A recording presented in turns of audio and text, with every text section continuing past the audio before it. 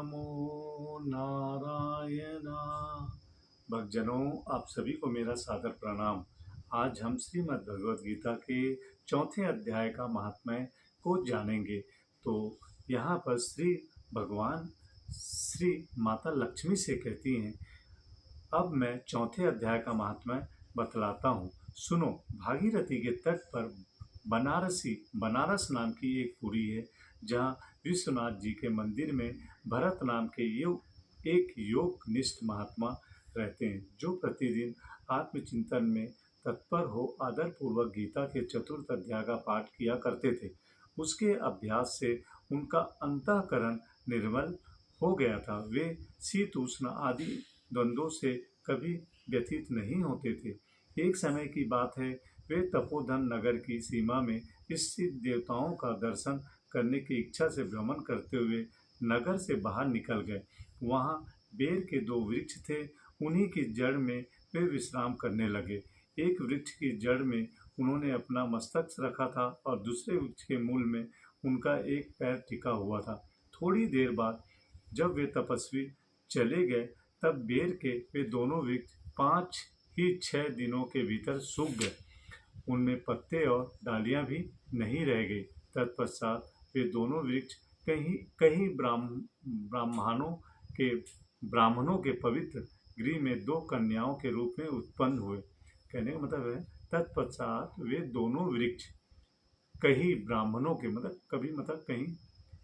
के पवित्र गृह में 2 कन्याओं के रूप में उत्पन्न हुए।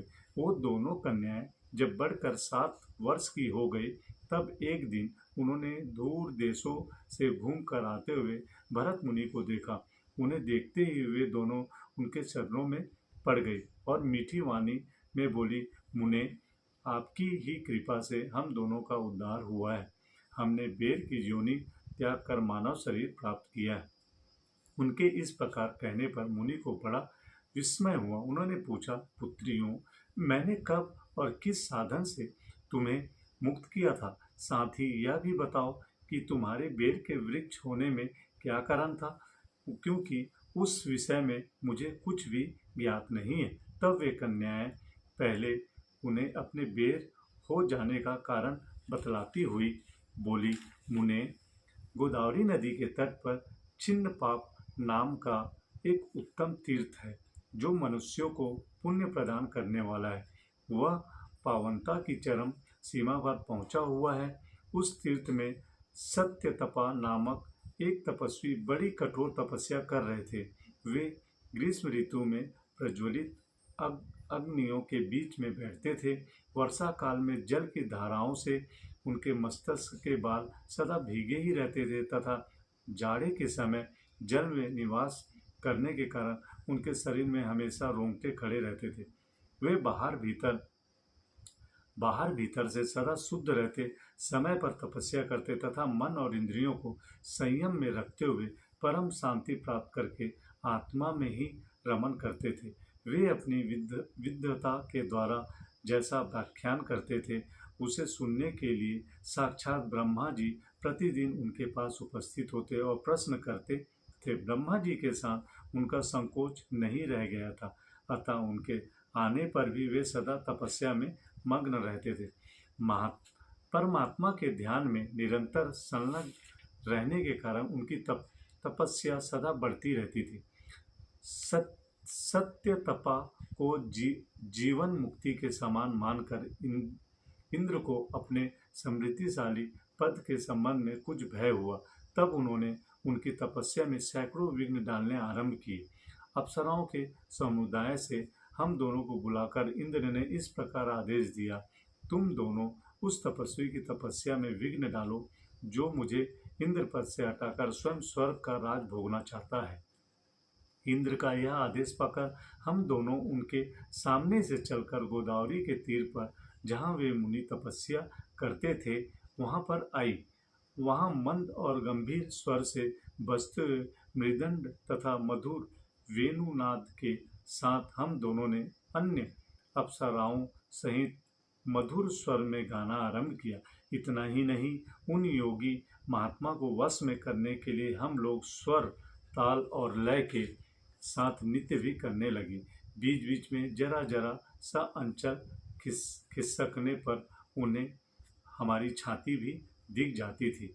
हम दोनों की उन्मत्त गति काम भाव का उद्दीपन करने वाली थी, किंतु उसके उन निर्वाकार चित्त वाले महात्मा के मन में क्रोध का संचार कर दिया।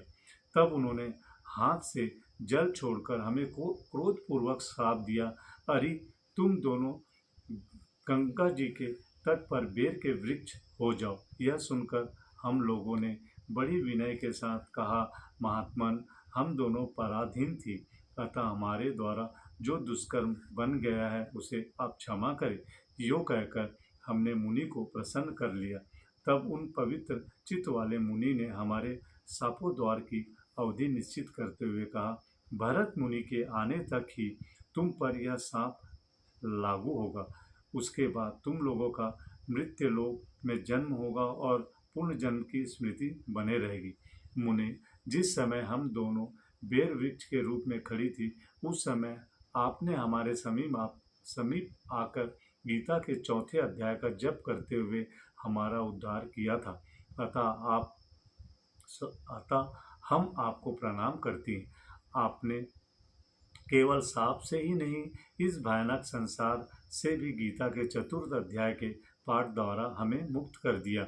श्री भगवान कहते हैं, उन दोनों के इस प्रकार कहने पर मुनि बहुत ही प्रसन्न हुए और उनसे पूजित हो विदा लेकर जैसे आए थे वैसे ही चले गए, तथा वे कन्याएं भी बड़े आदर के साथ प्रतिदिन गीता के चतुर्थ अध्याय का पाठ करने लगी, जिससे उनका उद्धार हो गया।